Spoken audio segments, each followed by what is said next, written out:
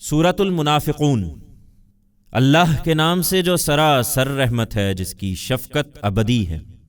یہ منافق جب تمہارے پاس آتے ہیں تو کہتے ہیں ہم گواہی دیتے ہیں کہ یقیناً آپ اللہ کے رسول ہیں۔ ہاں، اللہ جانتا ہے کہ ضرور تم اس کے رسول ہو، مگر اللہ گواہی دیتا ہے کہ یہ منافق بالکل جھوٹے ہیں۔ انہوں نے اپنی قسموں کو ڈھال بنا رکھا ہے اور اللہ کی راہ سے رک گئے ہیں۔ حقیقت یہ ہے کہ نہایت ہی برا ہے جو یہ کر رہے ہیں۔ یہ اس لیے ہے کہ انہوں نے پہلے ایمان کا دعویٰ کیا، پھر کفر اختیار کر لیا تو ان کے دلوں پر مہر کر دی گئی، سو اب یہ کچھ نہیں سمجھتے۔ انہیں جب دیکھو تو ان کی خوش اندامی تمہیں بھائے، اور اگر بولیں تو ان کی باتیں تم سنتے رہ جاؤ۔ ان کی مثال ایسی ہے گویا لکڑی کے کندے ہیں جنہیں لباس پہنا کر دیوار سے ٹکا دیا گیا ہے۔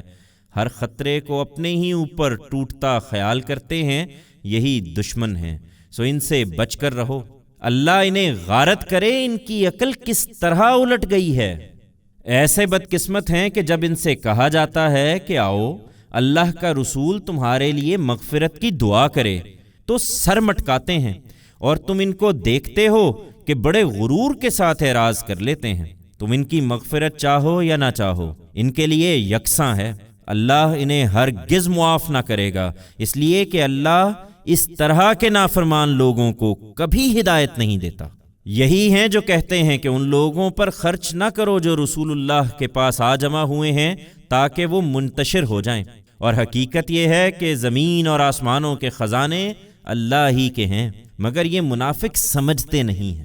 کہتے ہیں کہ ہم مدینہ واپس پہنچ گئے تو زور والے ان بے حیثیت لوگوں کو وہاں سے نکال باہر کریں گے، درا حال ہے کہ زور و غلبہ تو حقیقت میں اللہ اور اس کے رسول اور ان کے ماننے والوں کے لیے ہے، مگر یہ منافق جانتے نہیں ہیں۔ ایمان والو، تمہارے مال اور تمہاری اولادیں تمہیں بھی ان منافقوں کی طرح اللہ کی یاد سے غافل نہ کر دیں، اور یاد رکھو کہ جو ایسا کریں گے وہی خسارے میں پڑنے والے ہوں گے۔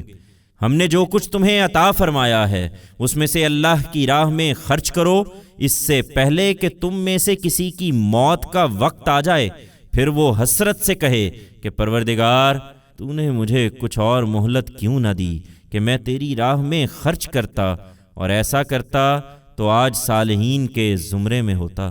درا حال ہے کہ جب کسی کا وقت آ پہنچے گا تو اللہ ہرگز اس کو ڈھیل نہ دے گا، اور جو کچھ تم کرتے ہو اللہ اس سے خوب واقف ہے۔